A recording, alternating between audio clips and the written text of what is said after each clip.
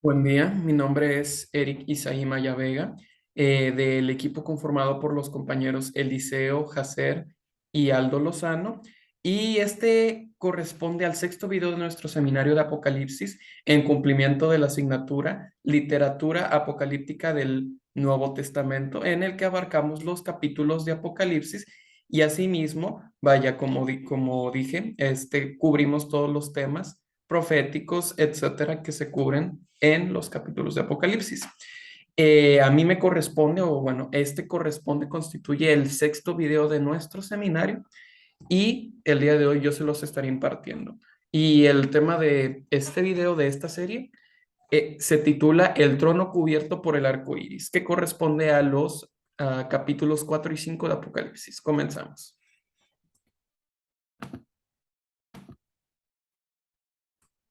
¿Okay? Los capítulos 4 y 5 como introducción, como inicio a este seminario, se nos dice que los capítulos 4 y 5 completan la introducción del libro. Vaya. También se nos dice que la visión del trono dirige nuestra atención al cielo. También podemos ver que aquí se ve al Padre y a Jesús en completo dominio de los asuntos universales y desde su trono Jesús habló a las 7 iglesias de forma inspirada en su discípulo Juan. ¿Okay? En el inicio de ambos capítulos podemos ver se nos dice que Jesús, Dios, está sentado el Padre Eterno ataviado en rojo y blanco, como dice el versículo 3 del capítulo 4, que dice lo siguiente: y el aspecto del que estaba sentado era semejante a piedra de jaspe y de cornalina, y había alrededor del trono un arco iris, semejante en aspecto a la esmeralda.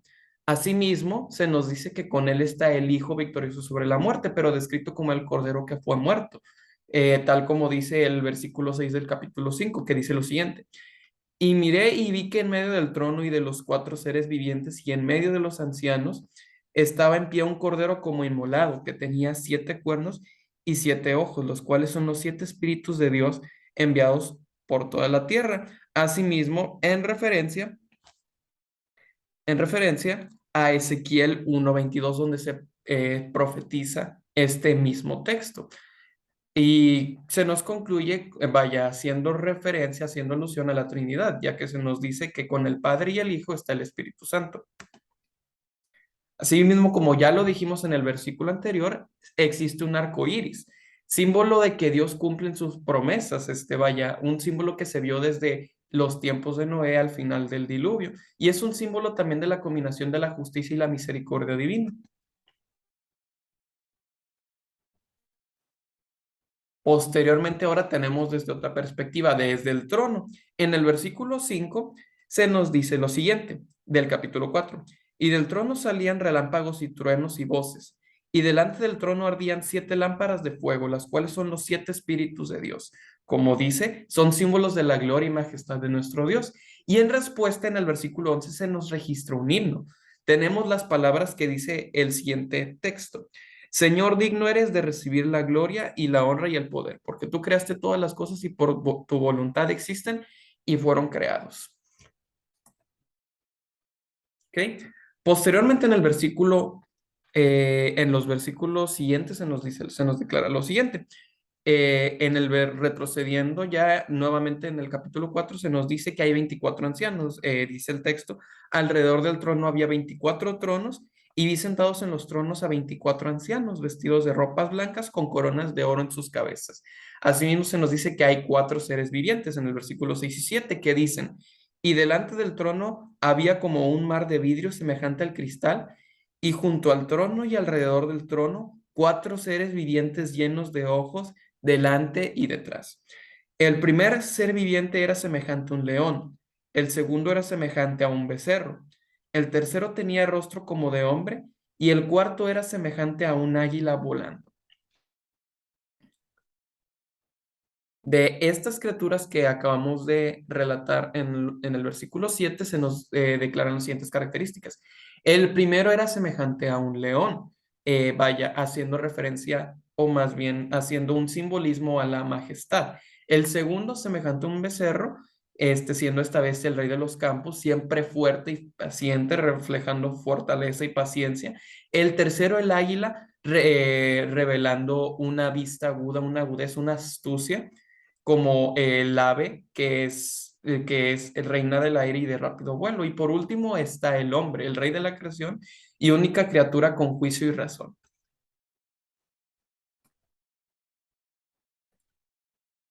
Respecto a quiénes son los 24 ancianos, se han ofrecido varias respuestas. La primera de ellas es el símbolo de las primicias, los que resucitaron con Jesús cuando Jesús resucitó también. Lo tenemos en Mateo 27, 51 al 53, que dice lo siguiente.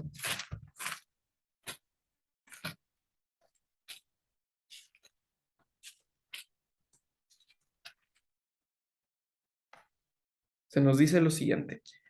Cuando llegó la noche vino un hombre rico de Arimatea, llamado José, que también había sido discípulo de Jesús. Este fue Pilato, este fue a Pilato y pidió el cuerpo de Jesús. Entonces Pilato mandó que se le diese el cuerpo y tomando José el cuerpo lo envolvió en una sábana limpia. Disculpe, ese no era el versículo. 51 al 53 dice lo siguiente. Y aquí el velo del templo se rasgó en dos de arriba abajo y la tierra tembló y las rocas se partieron y se abrieron los sepulcros y muchos cuerpos de santos que habían dormido se levantaron. Y saliendo de los sepulcros, después de la resurrección de él, vinieron a la santa ciudad y aparecieron a muchos. Uno de los que se dicen, de las respuestas que se da respecto a los 24 ancianos, es estos que resucitaron con Jesús. Asimismo, también se nos dice pues que es un símbolo de los redimidos tanto del Antiguo como del Nuevo Testamento, ya que 12 tribus y 12 apóstoles suman 24. Asimismo, se considera un símbolo del sacerdocio levítico, que son 24 órdenes y turnos. Y por último, se nos dice que podrían ser los seres celestiales, es decir, los ángeles. Regresando a esta última parte respecto a que pueden ser los ángeles, están los querubines, que son seres evangélicos registrados en Ezequiel 1, 5 al 26 y 10, 20 al 22. También un símbolo del campamento de Israel a los cuatro lados del santuario y también a los cuatro evangelios. Estas últimas respuestas dando lugar o dando respuesta a quiénes son los cuatro seres vivientes. Regresando al tema central de nuestro seminario, tenemos lo siguiente respecto al trono de Dios. Tenemos las siguientes características: que Juan sintió pavor ante la vista del trono de Dios, que las palabras no pueden describir la escena. Ese no era un trono cualquiera, no era cualquier trono, era el trono. Y no era en la tierra, sino en el cielo. Era el centro del poder universal y es permanente y eterno.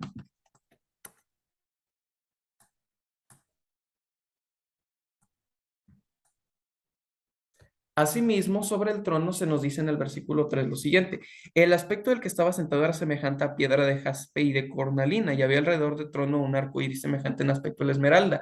Todo lo que Juan puede decir del Padre es que era semejante a piedra de jaspe y cornalina, y estas siendo piedras transparente y roja respectivamente, que vienen a representar símbolos de la pureza y de la justicia de Dios. Como ya lo mencionamos en los versículos, participó un cordero como inmolado con 7 cuernos y 7 ojos. El Apocalipsis menciona a Jesús como un cordero, no menos de 28 veces, y los cuernos son símbolos de fortaleza, de los 7 espíritus, que es un símbolo del Espíritu Santo.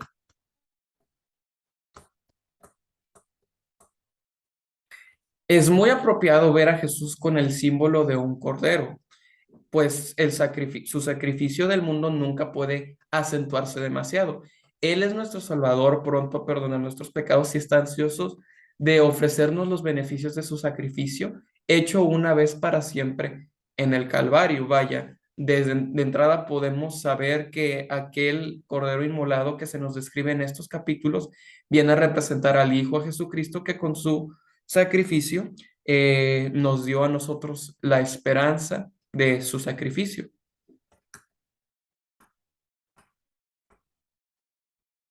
Y en esta visión sobre el trono podemos ver al Padre, al Hijo y al Espíritu Santo dedicados a la tarea de dar la salvación a todo aquel que responda a su invitación. Posteriormente, en el capítulo 5 se nos declara lo siguiente. La escena es la misma que en la del capítulo 4, pero el centro de atención pasa del trono de Dios y del Padre al Cordero, como ya dijimos, siendo el Cordero inmolado, Cristo Jesús.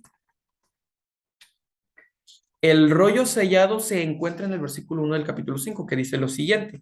Y vi en la mano derecha del que estaba sentado en el trono un libro escrito por dentro y por fuera, sellado con 7 sellos.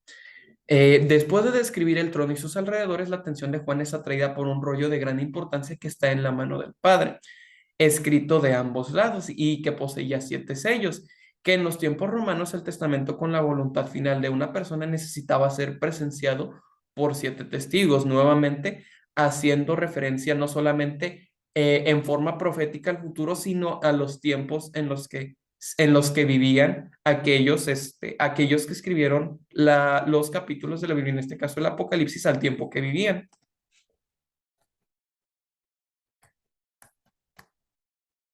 El rollo sellado se nos describe en los versículos 2 y 3 que dicen lo siguiente. Y vi a un ángel fuerte que pregonaba a gran voz, diciendo, ¿quién es digno de abrir el libro y desatar sus sellos? Y ninguno ni en el cielo, ni en la tierra, ni debajo de la tierra podía abrir el libro ni aun mirarlo.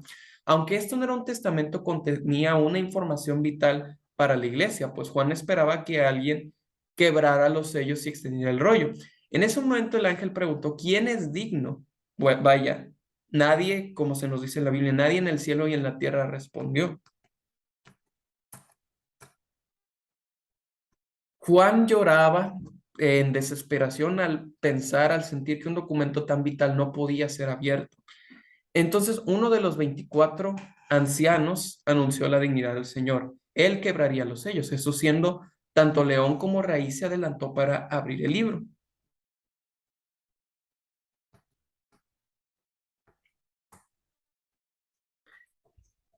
Se revela que nuestro Salvador es el verdadero Mesías y su obra y dignidad habían sido prometidas desde el principio, desde la primera promesa que hizo Dios en el jardín del Edén en Génesis 3:15.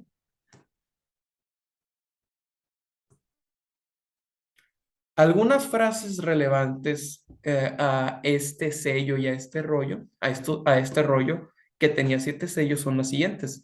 Los versículos 8, 9 y 10 que dicen lo siguiente. Todos tenían arpas y copas de oro llenas de incienso, que son las oraciones de los santos. Y con tu sangre nos has redimido para Dios de todo linaje. Y nos has hecho reyes, sacerdotes y reinaremos con Cristo. Jesús es tanto el león como el cordero, el rey como la doxología de la hueste celestial. Se nos dice también que es séptuple en el versículo 5 y 12. Dice lo siguiente. Decían a gran voz, el cordero que fue inmolado es digno de tomar el poder, las riquezas, la sabiduría, la fortaleza, la honra, la gloria y la alabanza.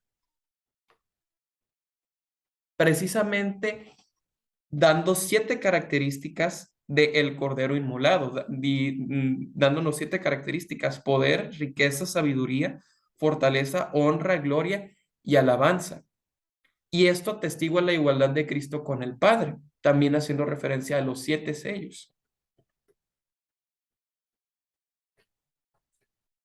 Lo que este capítulo contiene de forma resumida es la valoración o evaluación que el cielo hace de la cruz de Cristo. Y queda como pregunta para nosotros, ¿cuál es la nuestra? Ok, muchísimas gracias por ver esta sexta parte de nuestro seminario y con esto concluimos la sexta parte de este seminario.